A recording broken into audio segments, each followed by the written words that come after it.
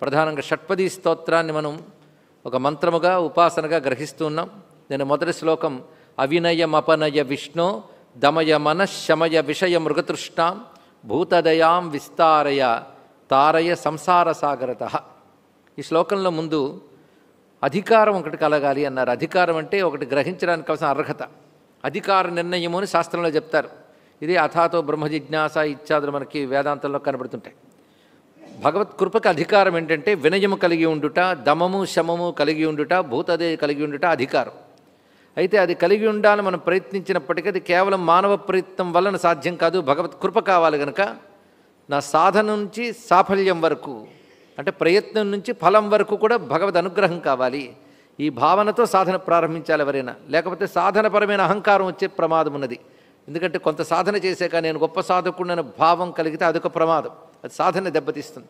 అదే సాధన చేయగలిగే శక్తి కూడా నువ్వే స్వామి అంటున్నారు. అయితే వినయము లేకపోవడం అవినయం. ఇంకా వినయం కలగలేదు, అవినయం ఉంది కనుక దాన్ని తొలగించమన్నారని నేను మనం చెప్పుకున్నాం. అవినయం గురించి మనం మాట్లాడినప్పుడు వినయం అంటే తెలిస్తే అవినయం అర్థమైపోతుంది కనుక వినయం గురించి వివరించుకున్నాం.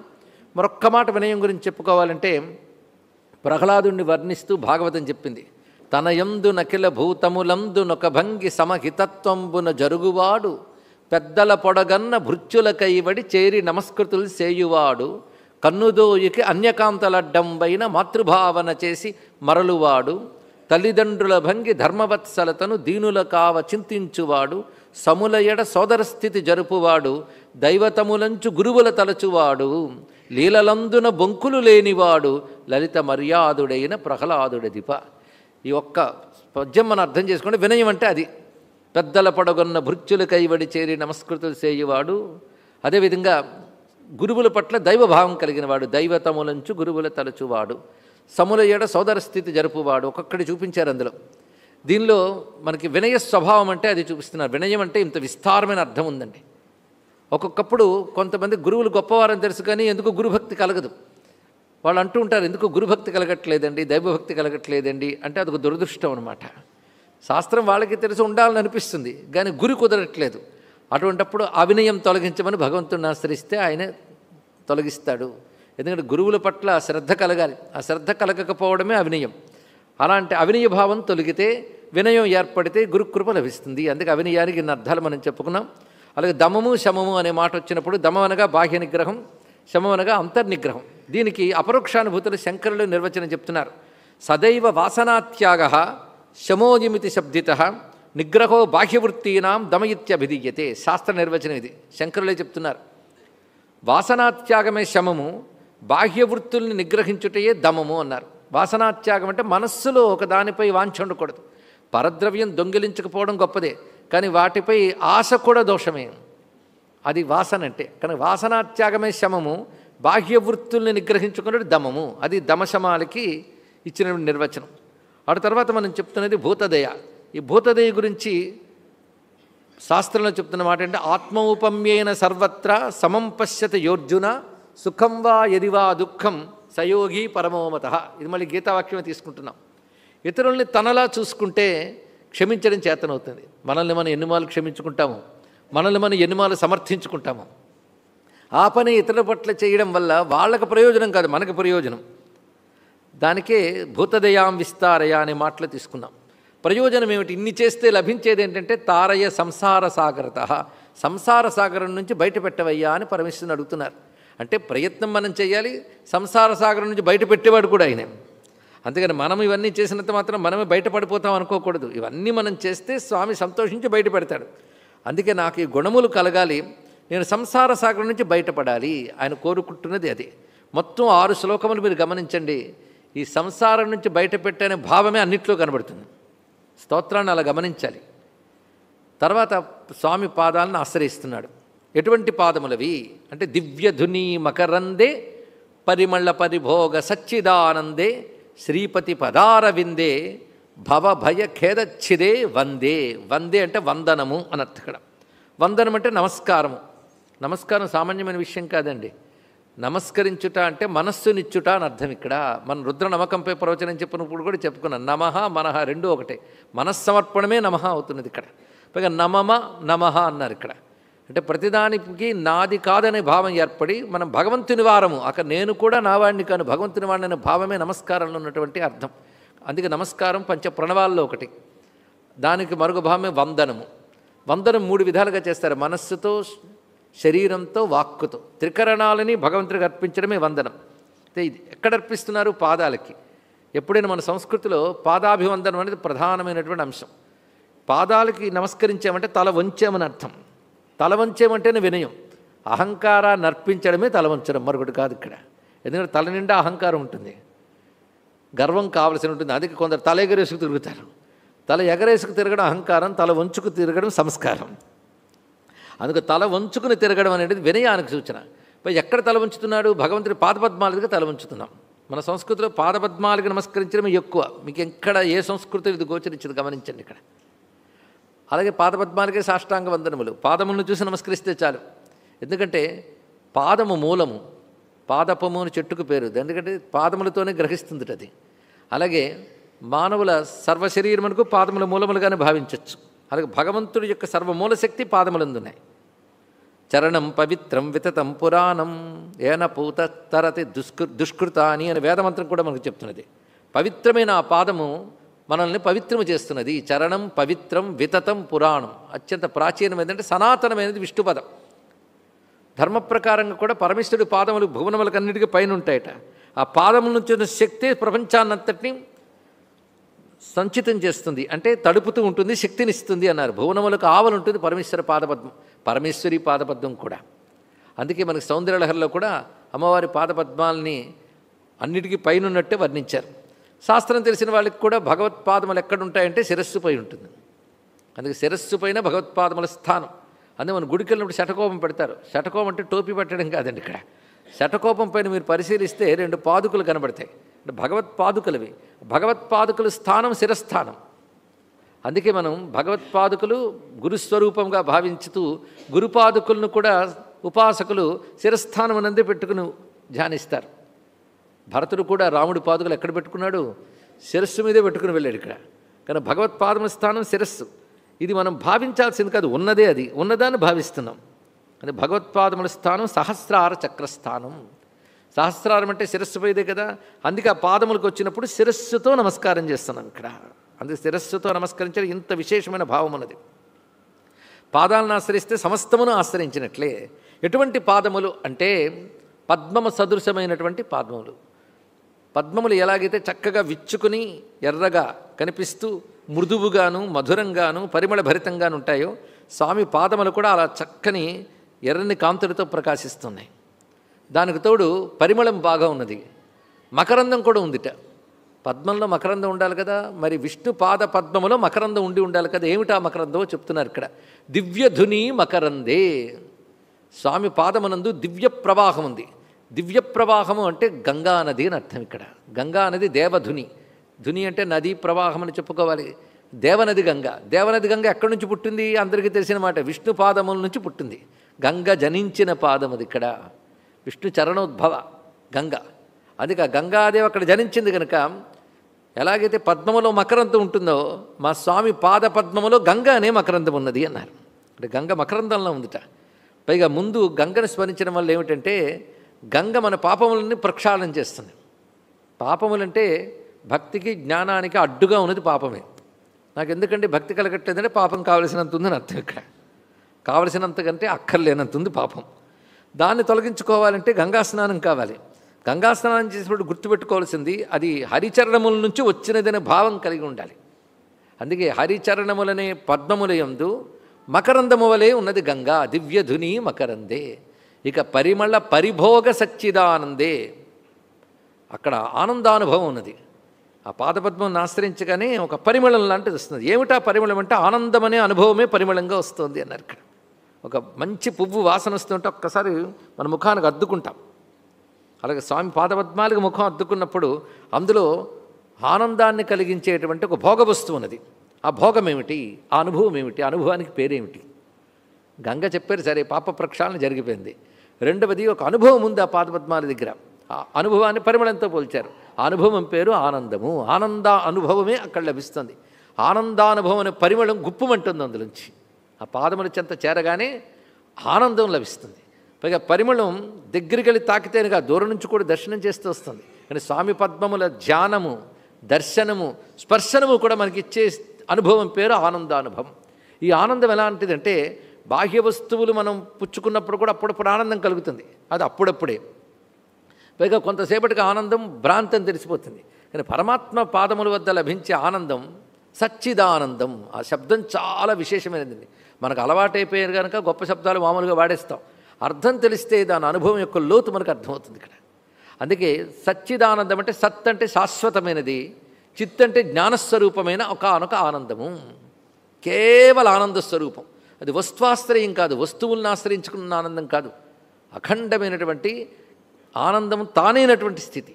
అందుకే సచ్చిదానందం అనే పరిభోగము, పరిభోగం అంటే సంపూర్ణమైన అనుభవము.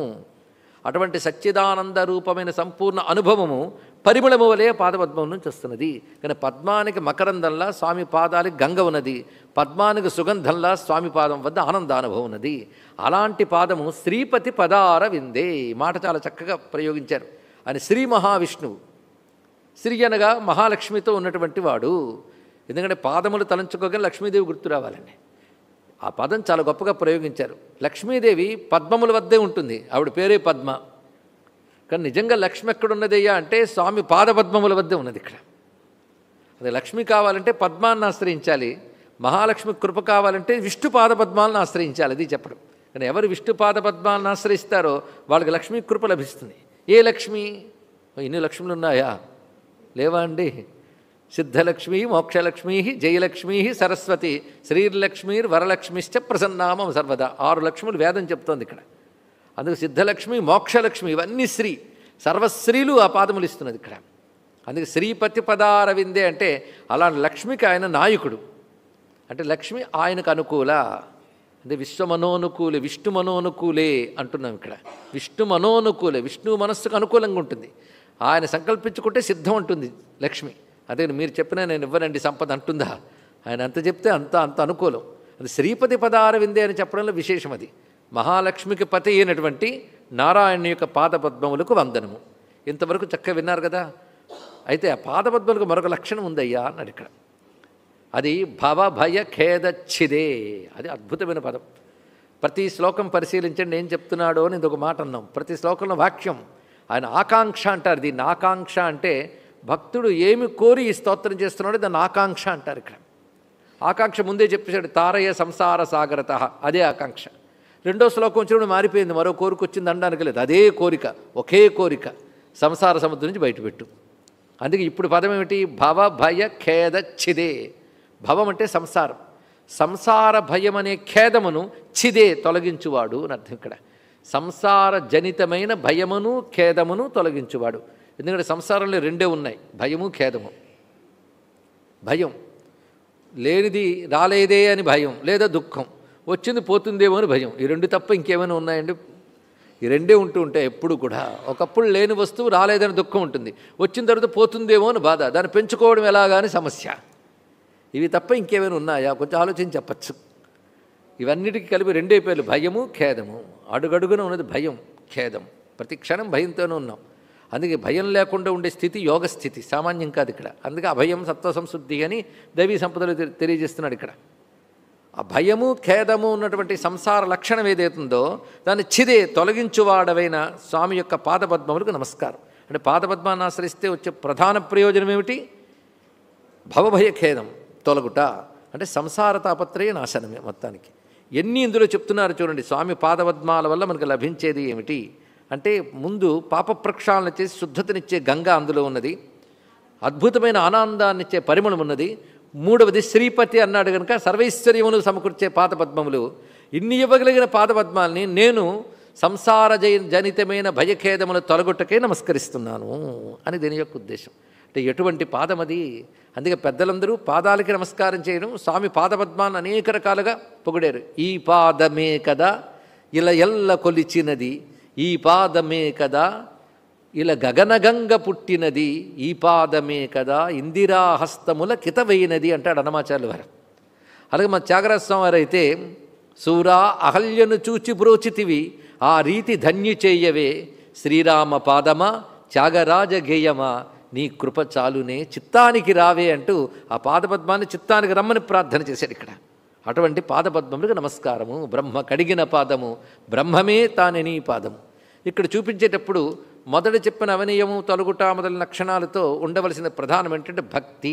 అది ఇందులో చూపిస్తున్నది. భగవత్ పాదపద్మాలపై అచంచలమైన భక్తి, ఆశ్రయ బుద్ధి, ఈ రెండు ఉండాలి. అసలు భక్తి అనే మాటకి ఆశ్రయించుట అని అర్థం. అది శ్రద్ధతో అచంచలమైన బుద్ధితో ఆశ్రయించాలి. అందుకు పాదపద్మాన్ని ఆశ్రయించడం అవసరము అని 2వ శ్లోకంలో మనకు చెప్తున్నారు. ఆశ్రయించినప్పుడు ఆ పాదపద్మం లక్షణము తెలిసి ఆశ్రయించాలి. ఊరికిన విష్ణుపాదాలకు నమస్కారం అంటే విష్ణుపాదాలు ఎటువంటివో తెలియాలి కదా. అటువంటి భావనతో కూడిన ఆశ్రయమే భక్తి అవుతుంది. భావన లేకుండా ఊరికిన ఆశ్రయితే జడమది. చైతన్యవంతం ఎప్పుడవుతుందంటే భావన కలగాలి. ఆ భావన కలిగించడానికి తగ్గ శ్లోకం ఇది కనుక స్వామి పాదపద్మాలను నమస్కరించే అద్భుతమైనటువంటి శ్లోకాన్ని భావనతో గ్రహించాం. ఒక్కసారి చదువుకుందాం. దివ్యధునీ మకరందే పరిమళ పరిభోగ సచ్చిదానందే శ్రీపతి పదారవిందే భవభయ ఖేదచ్చిదే వందే. ఇప్పటికి 2 శ్లోకములయ్యాయి. ఇంకా మిగిలినవన్నీ 4. 3వ శ్లోకం వచ్చేటప్పటికల్లా ఆదిశంకరులు తన అద్భుతమైన ప్రతిభని ప్రదర్శిస్తున్నారు. 3వ శ్లోకం అత్యంత కీలకం. ఇందులో ఇది ఆదిశంకరులు తప్ప ఇంకెవరూ రాయలేరు అనిపించేటువంటి శ్లోకం ఇది. ఇక్కడ ఆదిశంకరులు ప్రధానంగా చెప్తున్నది ఏది? అద్వైతం. అద్వైతం అంటే అర్థం ఏంటి? 2 లేదు, ఉన్నది ఒకటే, పరమాత్మ మాత్రమే ఉన్నాడు. మరి జీవుడు జగత్తు 2 కనబడుతున్నాయి అంటే మిథ్యలు పో అన్నాడు. ఇక్కడ జగత్తు మిథ్య, అది ఉన్నట్టు కనబడుతుంది కానీ అసలు సత్తా అది కాదు. సత్తా అంటే అసలు ఆధారం, అసలు ఉనికి జగత్తు కాదు. జగత్తుకి అసలు ఆధారం ఏమిటి? పరమాత్మ.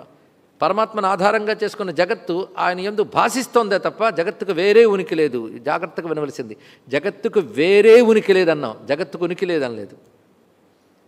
జగత్తుకు పరమాత్మ నుంచి విడిగా ఉనికి లేదు, పరమాత్మ యందే ఉనికి.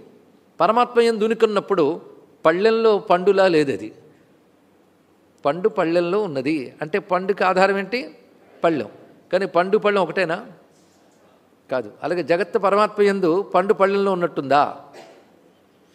అలా అంటే ఒక విధంగా పరమాత్మకి గొప్పతనం ఏం లేదు. ఎందుకు పండు పీకేసిన పళ్ళెం అలాగే ఉంటుంది, పండు మనాన్ని పండు ఉంటుంది. అలా ఉందా జగత్తు? లేదు. అప్పుడు జగత్తుకి పరమాత్మకి భేదం ఉన్నట్లే. ఎలా ఉన్నదయ్యా అంటే మంచి ఉపమానం ఇందులో చూపిస్తున్నారు. సముద్రంలో తరంగాలు ఉన్నట్టుందన్నాడు. అద్భుతమైన మాట. ఇక్కడ పండుకి పళ్ళెం ఆధారంలా కాదు, తరంగాలకి సముద్రం ఎలా ఆధారమో ప్రపంచానికి పరమాత్మ అలా ఆధారం. అద్భుతమైన ఉపమానం. ఇక్కడ తరంగాలకు సముద్రం ఆధారం అన్నప్పుడు తరంగాలు ఎవరిని ఆధారం చేసుకునే? సముద్రాన్ని. ఇప్పుడు సముద్రం నుంచి తరంగాలను వేరు చేయగలమా? చేయలేం. తరంగాల్లో సముద్రం తప్ప వేరే ఒక వస్తువు వచ్చిందా? అబ్బా ఎంత బాగా లేచిందండి కెరటం, ఎన్ని బుడగలు ఉన్నాయండి, ఎన్ని అలలండి అంటే ఇవన్నీ కనిపిస్తున్నాయి. కానీ అవి సముద్రానికి వేరుగా ఉన్నాయా? వేరేని ఎలా చెప్తావు నువ్వు?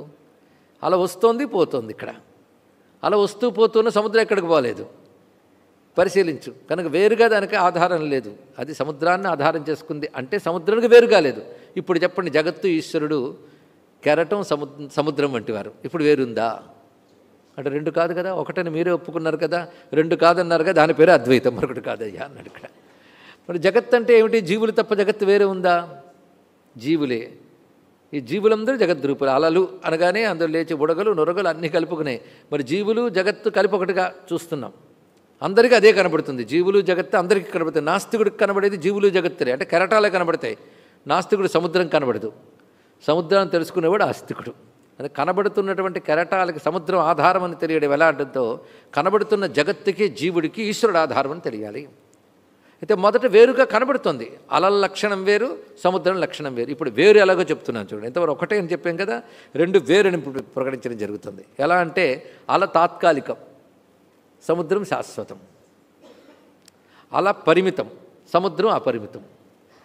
అల వికారం, సముద్రం నిర్వికారం. అటువంటిప్పుడు 2 ఒకటి ఎలా అవుతుంది అన్నాడు. అంటే నువ్వు కేవలం అలలు అని దృష్టిలో చూస్తున్నంతసేపు వేరే, కనుక ఇప్పుడు వేరన్నది ఒప్పుకుంటున్నావు. ఎంతసేపు నువ్వు అల అని సముద్రం అని 2 దృష్టిలు ఉన్నప్పుడు అది వేరు. మా అలలు లేవని ఎలా అంటామంటే కనబడుతున్నాయి కదా అంటే అది వ్యవహారం అన్నాడు. వ్యవహారంలో అవన్నీ అలలు ఉన్నాయి, కెరటాలు ఉన్నాయి, అందులో సందేహమే లేదు. పరమార్థ దృష్టితో, సముద్ర దృష్టితో చూడు. అప్పుడు అంతా ఒకటే జలం, జలం తప్ప మరొకట్లేదు. ఇది తెలుసుకోవాల్సింది. కానీ భేదం ఎలాంటిది అంటే సముద్రానికి అలకి ఎలాంటి భేదమో ఓ పరమేశ్వర ఈశ్వరుడు నీకు జీవుణ్ణి నాకు అలాంటి భేదమే ఇది చెప్తున్నాడు ఇక్కడ. అంటే ఆయన అద్వైత ద్వైత శంకరులు ద్వైత అని వాడు ప్రశ్న వెయ్యడు అసలు, ఆయన అద్వైతే. మరి ద్వైతాన్ని అంగీకరిస్తాడా అంటే అంగీకరించారు మరి, కానీ శంకరులు కూడా ద్వైతం అంగీకరించారంటే తప్పు. ఎంత చమత్కారంగా చెప్తున్నాడు ఈ శ్లోకం, అత్యద్భుతమైన శ్లోకం ఇది. అంటే శంకరులు సాధన దశలో వ్యవహార దశలో ద్వైతం ఉంటుంది అని చెప్తున్నారు ఇక్కడ చాలామంది పెద్దలు విజ్ఞులు ఉన్నారు, ఎన్నో ప్రవచనాలు విన్నారు కనుక ఈ చర్చలు చేయాల్సి వస్తుంది. లేకపోతే పైపైన నేను కథ చెప్పుకుంటూ వెళ్ళిపోవచ్చు. కానీ పట్టుకున్న శంకర వాంగ్మయం అని నాకు తెలుసు. ఒక్క శంకర వాంగ్మయం పట్టుకుంటే వెనకాల ఆయన ఇచ్చిన భాష్యములు అన్నీ కూడా స్ఫురణకు వస్తాయి. ఇప్పుడు సృష్టి పరమాత్మ నుంచి ఏర్పడింది అన్నప్పుడు దీనికి 3 రకాల వాదములు చెప్తారు సిద్ధాంతాల్లో. ఒకటే ఆరంభవాదం, రెండవది పరిణామవాదం, మూడవది వివర్తవాదం. ఎప్పుడైనా విన్నారు వీటి గురించి? ఆరంభవాదం అంటే భగవంతుడి నుంచి సృష్టి ప్రారంభమయ్యింది అన్నప్పుడు ఆయన ప్రారంభించినవాడు, ఇవి ప్రారంభింపబడినవి అని 2 వచ్చాయి. ఈ వాదం కొందరికి ఉంది. అంటే సృష్టి అంతా ఏర్పడకపోతే భగవంతుడున్నాడు, ఆయన నుంచి సృష్టి ప్రారంభం బిగిన్ అయ్యింది. ఇది ఒక వాదం. ఇది కాదనగలమా? ఒక దృష్టిలో ఒప్పుకుంటాం, కానీ గట్టిగా ఆలోచిస్తే ఆరంభం లేదు. పరిణామవాదం, భగవంతుని సృష్టి ప్రారంభమైంది అంటే ఒక కుమ్మరివాడు కుండ తయారు చేశాడు, కానీ కుండ ఎవరి నుంచి ప్రారంభమైంది? కుమ్మరివాడి నుంచి. అయితే కుమ్మరివాడు కుండ వేరేగా, 2 వేరే. మరి భగవంతుని సృష్టి ప్రారంభమైంది అంటే సృష్టి ఆయన నుంచి వేరు కావాలి కదా. సృష్టి వేరు కాదు, పరమేశ్వరుడి స్వరూపమేన కదా మన వాదం. విష్ణు అంటేనే సర్వవ్యాపకుడు, సృష్టి హరిమయము విశ్వమంతయు సర్వమున్నతను దివ్యకళామయమంచు. ఇది ప్రహ్లాదుడి గోల, ప్రహ్లాదుడి బోధ. హిరణ్యకశిపుడికి తలకెక్కలేదు. ఏం చేస్తాం మనం? ఎందుకంటే సృష్టి ఆయన నుంచి ప్రారంభమైంది అంటే తప్పకుండా ఆయన సృష్టి వేరుగా ఉండాలి. అద్వైతం ఒప్పుకోదు కదా, కనుక ఆరంభవాదం ఒప్పుకో. పరిణామవాదం అంటే భగవంతుడు సృష్టిగా మారాడు, ఇది కొంచెం ఒప్పుకోవచ్చు అనిపిస్తుంది కదా, కానీ ఇది కూడా తప్పే. సృష్టిగా మారుట అంటే ఆయన మారే లక్షణం ఉంటే శాశ్వతత్వం ఎక్కడుంటుంది? ఆయన ఎప్పుడు మార్పు లేనివాడు కదా. సృష్టిగా ఆయన మారేడా? సృష్టిగా మారుట అంటే దీనికి ఉదాహరణ ఏం చెప్పాలి? ఇందాక ఆరంభవాదానికి ఉదాహరణ కుమ్మరికుండా చెప్పాం. పరిణామవాదానికి ఉదాహరణ ఏంటంటే పెరుగు పాలుగా మారుట, ఇది పాలు పెరుగుగా మారుట. ఇదేమన్నారు? పరిణామవాదం. పాలు పెరుగుగా మారాక పెరుగు నిండా ఉన్నది ఏమిటి? పాలు తత్వమే కదా అనొచ్చు. కానీ పాలు పెరుగుగా మారే మునుపు స్వరూపం లేదు. పరమాత్మ జగత్తుగా మారాడు అంటే పరమాత్మ స్వరూపం పోయినట్లేగా. స్వరూపచ్యుతి ఏర్పడితే ఆయన అచ్యుతుడు ఎలా అవుతాడు? అని స్వరూపచ్యుతి లేదు, ఆయన ఎలా ఉన్నాడు అలాగే ఉన్నాడు. ఇక 3వది అద్భుతమైన ఉపమానం ఏంటంటే వివర్తవాదం అన్నాడు ఇక్కడ. భగవాన్ని యందు సృష్టి భాషించుట, అది భాషించిందే తప్ప పరమాత్మ నుంచి ఆరంభము కాలేదు, పరమాత్మ వికారము కాదు.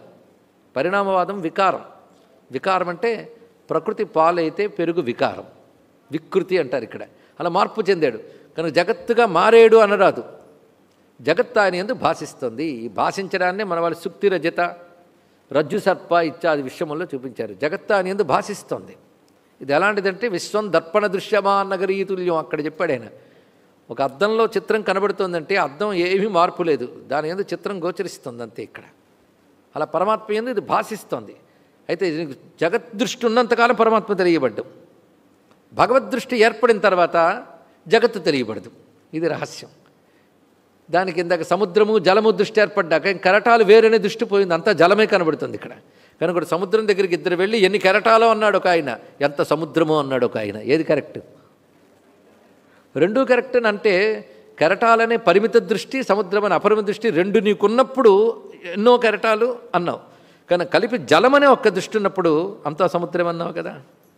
కనుక ద్వైత అద్వైతాల మధ్య చిన్న భేదం పట్టుకోవడం కష్టం అండి. సూక్ష్మ దృష్టి కలవారు పట్టుకోగలరు. ఆయన పేరు శంకరాచార్య, ఆయన పట్టుకున్నాడు ఇక్కడ. కనుక ఉన్నవాడు పరమాత్మే. తన యందు భాషించే జగత్తుకి ఆయన వేరుగా లేడు, జగత్తుగా మారలేదు. జగత్తుని తన యందు ప్రకాశింపజేస్తున్నాడు. అలా ప్రకాశింపజేస్తూ జగత్తు ఉన్నట్లు కనబడుతోందంటే అదే మాయాశక్తి అన్నారు, ఇంకోటి కాదు ఇక్కడ.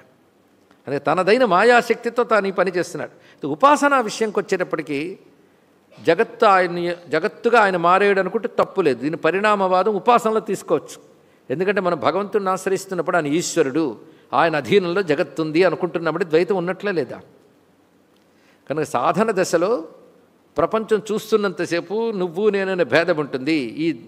ఈ ద్వైత బుద్ధి తప్పు కాదు, కానీ పూర్తిగా ఒప్పు కాదు. అందుకే నీకు బ్రహ్మజ్ఞానం సిద్ధించే వరకు జగత్తు సత్యమే, లోకములు సత్యమే, నువ్వు నేను అనే భేదము సత్యమే. ఎంతవరకు? బ్రహ్మజ్ఞానం కలిగే వరకు. అంతేగాని బ్రహ్మజ్ఞానం ఏదో 4 పుస్తకాలు చదివి అంతా బ్రహ్మమే, ఏం పర్వాలేదు అనుకుని తిరుగుతుంటే వాడికి నిప్పు నీరు ఒకటే. అందుకే వాడు స్నానానికి నిప్పు ఇవ్వచ్చు, నీరు ఇవ్వక్కర్లే. ఉపాధి దృష్టి ఉన్నంత వరకు భేదం ఉంటుంది, చైతన్య దృష్టి ఉన్నప్పుడు అభేదం. ఇది ఒక్కటి తెలుసుకోగలిగారు ఇక్కడ. కనుక ద్వైతము సత్యమే, అద్వైతము సత్యమే. అయితే 2 సత్యాలు ఉంటాయండి అంటే ఎందుకు ఉండవయ్యా అన్నాడు. మరొక సత్యం ఉంది. కళలో అనేక దృశ్యాలు కనబడతాయి. సత్యం అవునా కదా చెప్పండి? కళలో దృశ్యాలు కనబడతాయి, సత్యం అవునా కాదా? అప్పటికి సత్యమే కదా. దానికి పేరు ఒకటి ఉంది, ప్రాతిభాసిక సత్యం అన్నాడు ఇక్కడ. అది ప్రాతిభాసిక సత్యం. అలాంటిదా ప్రపంచం? మళ్ళీ కాదుట. అప్పుడు దాన్ని వేరే పేరు పెట్టాలి. కళ లాంటిది కానీ కళ కాదు. అందుకే అన్నమయ్య కూడా కళ వంటిది బ్రతుకు ఘనునికని అన్నాడు. కళ వంటిది కానీ కళ కాదు. కానీ జగత్తు ఎలాంటిది అంటే చక్కటి ఉపమానం ఇక్కడ చెప్తున్న మాట చెప్తున్నారు. వ్యావహారిక సత్యం అన్నాడు దాని ఇక్కడ. కనుక స్వప్నము ప్రాతిభాసిక సత్యం, జగత్తు జీవభావం వ్యవహార సత్యం. వ్యవహారంలో అవన్నీ ఉంటాయి. నువ్వు నేను బ్రహ్మమే కనుక నీకు నాకు ఒకటే తిండి, నీకు నాకు ఒకటే డబ్బు అనడానికి లేదు. వ్యవహారం వ్యవహారమే. వ్యవహారంలో భేదాలు ఉన్నాయి. మంచి ఉంది, చెడు ఉంది, గొప్పవాడు ఉన్నాడు, చెడ్డవాడు ఉన్నాడు, ధర్మం ఉంది, అధర్మం ఉంది. ఇవన్నీ కూడా వ్యవహారంలో ఉంటాయి. వ్యవహారంలో ఉన్నంతకాలం అధర్మాన్ని పక్కకు తోసి ధర్మాన్ని పట్టుకోవాలి, చెడును పక్కన పట్టి మంచిని అవలంబించాలి. ఇవన్నీ వ్యవహారం. పరమార్థ సత్యం అని ఒకటి ఉంది. పరమార్థ సత్యానికి వెళ్ళేటప్పటికల్లా ధర్మం లేదు, అధర్మం లేదు, మంచి లేదు, చెడు లేదు, వెలుగు లేదు, చీకటి లేదు, ద్వంద్వములే లేవు. ద్వంద్వాతీత స్థితి. అది పారమార్థిక సత్యం. అది ఉన్న సత్యం. అది పొందవలసిన సత్యం. మన ఉన్న సత్యం వ్యవహార సత్యం, అందుకోవలసిన సత్యం పరమార్థ సత్యం. కానీ ఉన్న ఈ సత్యంలో పరమార్థం గురించి కబుర్లాడితే సరిపోదు. కానీ పొందవలసింది అదే కనుక దాని గురించి గురువుని ఆశ్రయించాలి, తెలుసుకోవాలి. వ్యవహార సత్యానికి గురువుని ఆశ్రయించక్కర్లేదు. ఇది నలుపా తెలుపా చెప్పడం కోసం గురువులు అక్కర్లేదు. ఇది వేడా చలువా చెప్పడానికి గురువులు అక్కర్లేదు. వ్యవహారం. కానీ పరమార్థం ఒకటి ఉందయ్యా, అది తెలుసుకోవడం కోసం గురువుని ఆశ్రయించాలి. అయితే వ్యవహారం మనకు అలవాటైంది కానీ పరమార్థం అలవాటు కాలేదు కనుక గురువుని ఆశ్రయించి విచారణ చేస్తూ ప్రతి వ్యవహార సత్యం నీ మీద సత్యం అనిపిస్తున్న ప్రతిసారి నేతి నేతి నేతి అని నయ్యదం నయ్యదం నయ్యదం అని తొలగించుకోవాలి.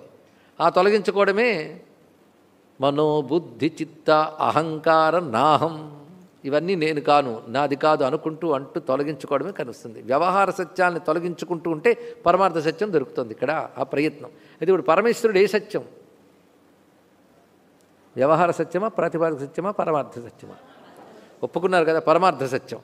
పరమార్థ సత్యమైన స్వామిని నువ్వు ఎక్కడి నుంచి పట్టుకుంటున్నావు? జగత్తు నుంచి పట్టుకుంటున్నావు. కానీ ఆయన ఈశ్వరుడు, నేను జీవుడనే భావం జగత్తు అనే దృష్టి ఉన్నప్పుడు ఉంది కదా. నిజానికి భేదం లేకపోయినప్పటికీ కూడా ఈశ్వరుడు అన్నప్పుడు ఆయన సర్వశక్తిమంతుడు, నేను అల్పశక్తిమంతుణ్ణి. ఆయన సర్వజ్ఞుడు, నేను కించిజ్ఞుణ్ణి, అల్పజ్ఞుణ్ణి. సర్వం తెలిసినవాడు, సర్వం నడిపేవాడు. నాకు ఆ అధికారం లేదు. సర్వ జగత్తు అధీనం లేదు. సర్వజగత్తు ఆయన అధీనంలో ఉంది. మరి జీవుడికి ఈశ్వరుడికి భేదం ఉందా లేదా చెప్పండి. ఇక్కడ ఉంది కదా.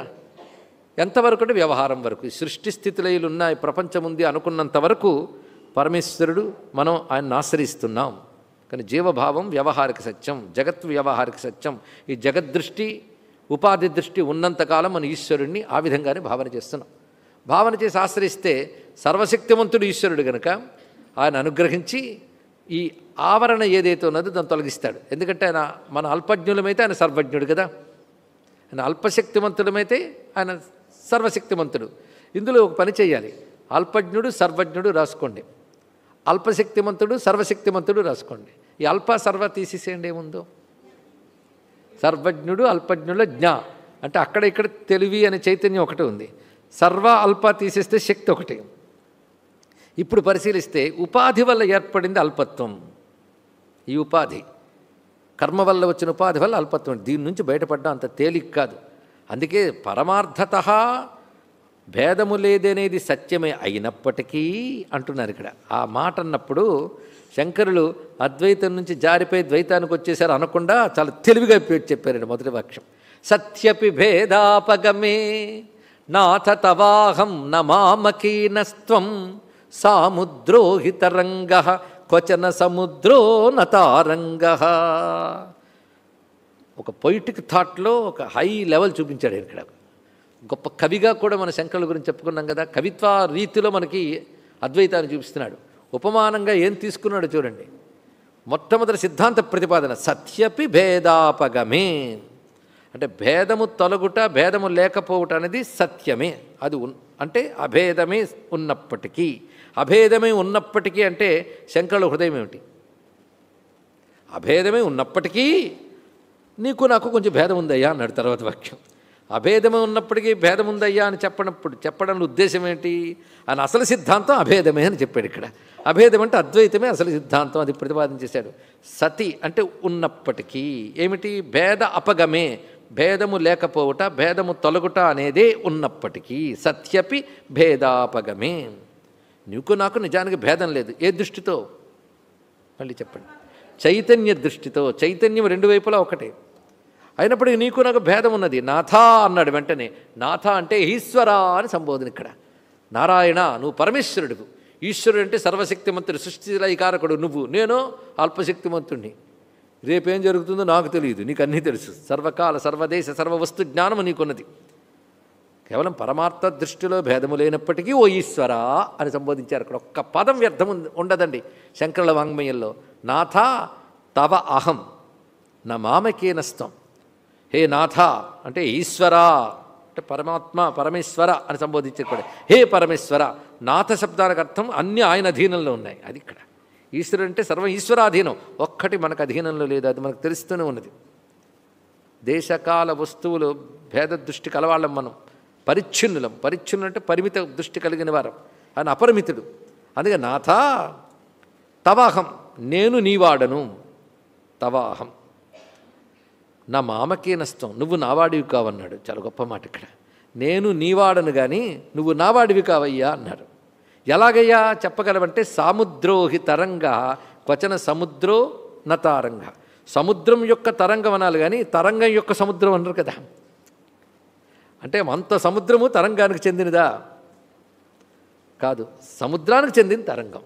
అలాగంటారయ్యా, రెండు కలిసే ఉంటున్నాయి కదా, తరంగానికి చెందిన సముద్రం అనకూడదా అంటే అనకూడదు. సముద్రానికి చెందిన తరంగమే అనాలి తప్ప తరంగానికి చెందిన సముద్రం అనకూడదు.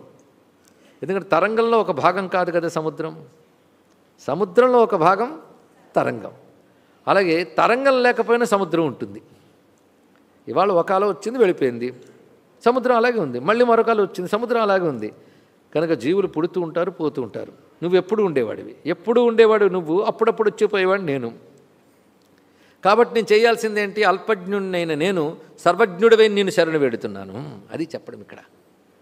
అల్పశక్తిమంతుడిని నేను సర్వశక్తిమంతుడివైన నిన్ను శరణు వేడుతున్నాను. పరమార్థత నీకు నాకు భేదం లేనప్పటికీ కూడా ఉపాధి దృష్ట్యా భేదం ఉన్నది కనుక నాకు ఉపాధి బుద్ధి ఉన్నంతసేపు నీకు నేను భక్తుడినే, నిన్ను శరణు వేడుతున్నాను. ఎంత చక్కగా ప్రతిపాదన చేశారు చూడండి. కానీ మనందరం చేయవలసింది ఏమిటి? పరమాత్మని నాథ అని శరణు వేడవలసిందే. ఇక్కడ గొప్పతనం అంతా నాథ శబ్దంలో ఉంది. అందుకని మరొక పేరు జగన్నాథ అని. అసలు నాథ అంటే చాలండి, జగన్నాథని వేరే అనాలా? జగత్తుకు నాథుడివా, నాకు నాథుడివా? ఎందుకు నాథ అంటే అయిపోయింది ఇక్కడ. అన్నిటికీ నాథుడినప్పుడు ఫలానా దానికి నాథుడు ఒకటి వేరేగా చెప్పాలా?